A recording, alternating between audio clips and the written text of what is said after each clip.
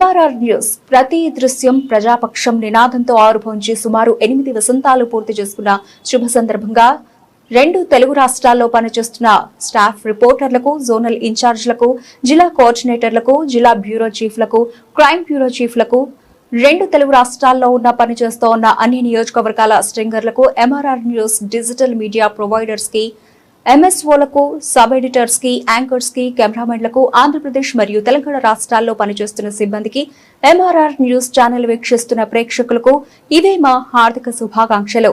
మా ఛానల్ ని వీక్షించండి, లైక్ చేయండి, షేర్ చేయండి, సబ్స్క్రైబ్ చేయండి.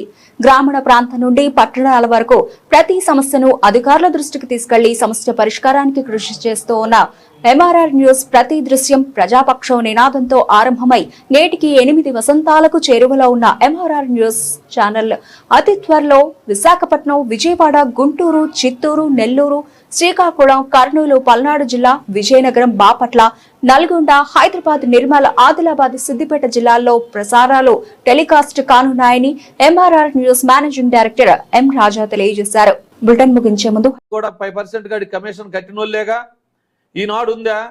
ఈ సత్తెనపల్లి నియోజకవర్గంలో అన్ని గ్రామాల్లో అభివృద్ధి పనులు జరుగుతున్నాయి. ఏ నాయకుడు 100 రూపాయలు కాదు, టీ నీళ్ల డబ్బులు కూడా ఎవరికి ఇక్కడ నాయకులు వసూలు చేశారు కదా, శాసనసభ్యులు కానీ, నాయకులు కానీ, ఉద్యోగాలకైనా పనులకైనా ఎటువంటి కాంట్రాక్టులు ఇచ్చినా కానీ అందరూ నాయకులు స్వచ్ఛందంగా ఫ్రీగా చేసుకుంటున్నారు. ప్రతిరోజు కార్యాలయంలో ఉదయం నుంచి సాయంత్రం దాకా ఎమ్మెల్యే గారు ఇక్కడ అందుబాటులో ఉంటుండో ప్రతి ఒక్కళ్ళ కార్యకర్త సామాన్యులు వచ్చినా కానీ చివరికి ప్రజలు వైసీపీ కార్యకర్తలు కూడా వచ్చి ఎమ్మెల్యే గారికి అర్జీ ఇచ్చుకునేంత ఈ ఒక ప్రైవసీ ఎక్కడుంది. కానీ ఆ రోజు ముఖ్యమైన నాయకులు, యార్డు చైర్మన్లు, మండల పార్టీ అధ్యక్షులు లాంటి వాళ్ళు వస్తేనే గుంటూరు షోరూంలో ఉదయం వస్తే రాత్రి 10 దాకా కూడా కనీసం నిన్ను కలవటానికి కూడా అవకాశం లేదే. అటువంటి దుర్భర పరిస్థితుల నుంచి సత్తెనపల్లి నియోజకవర్గం తేరుకొని ఈరోజు ఆనందంగా అభివృద్ధి పనుల్లో అగ్రగామిగా కొనసాగుతుంది. నువ్వు ఇక్కడ మా నాయకుడి పైన కానీ నియోజకవర్గంలో ఇలాంటి అలజడులు సృష్టించాలని కనుక చూస్తే ఈ యొక్క ప్రెస్ మీట్ పెట్టిన వాళ్ళు ఎవరైతే ఉన్నారో మీ అందరికి కూడా తెలియజేసుకుంటున్నాం. మీరు తగిన మూల్యం కోమటినేని శ్రీనివాసరావు గారు చెల్లించాల్సింది మీరు చెల్లించాల్సి వస్తుందని కూడా పత్రికాముఖంగా తెలియజేసుకుంటూ సెలవు తీసుకుంటున్నాను. నమస్కారం. అందరికీ నమస్కారం. నా పేరు అంచుల నరసింహారావు, రాజుపాలెం మండల తెలుగుదేశం పార్టీ అధ్యక్షుడిని. నిన్న ఈరోజు ఈ వారం నుంచి జిల్లా కలెక్టర్కి డాక్టర్ కోడెల శివరాం గారు ఒక అర్జీ ఇచ్చారు.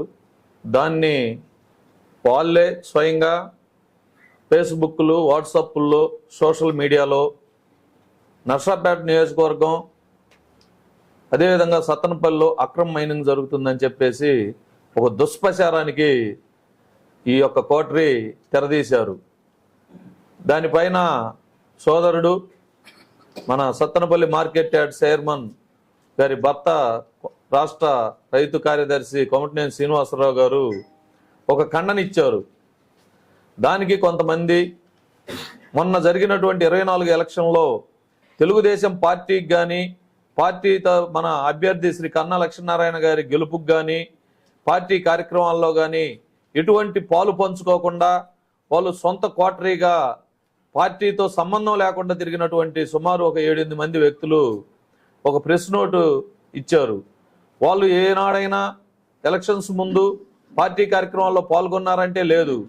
పార్టీ అభ్యర్థి 24 ఎలక్షన్లో మన శాసనసభ్యులు కన్నా లక్ష్మీనారాయణ గారి గెలుపు కోసం కృషి చేశారంటే కాదు.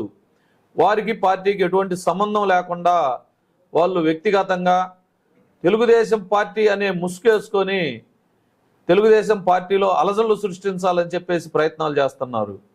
నేను ఒక్కటే అడుగుతున్నాను, ఈరోజు మనకి పేరుచెర్ల కొండమూడు రహదారి ఉందంటే అది ఎంతో పెద్ద ప్రాజెక్టు.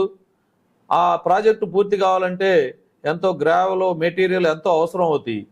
వాటిని సేకరించుకొని మన నియోజకవర్గంలో, మా మండలంలో కూడా అభివృద్ధి శరవేగంగా జరుగుతుంది.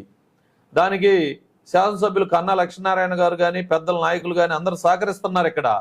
కానీ 2019-14 మధ్యలో మనకి రాజుపాలెం మండలంలో గుంట వెళ్ళేటటువంటి శ్రీకాళహస్తి యొక్క రైల్వే లైన్ విషయంలో అది అభివృద్ధి ప్రాజెక్టే.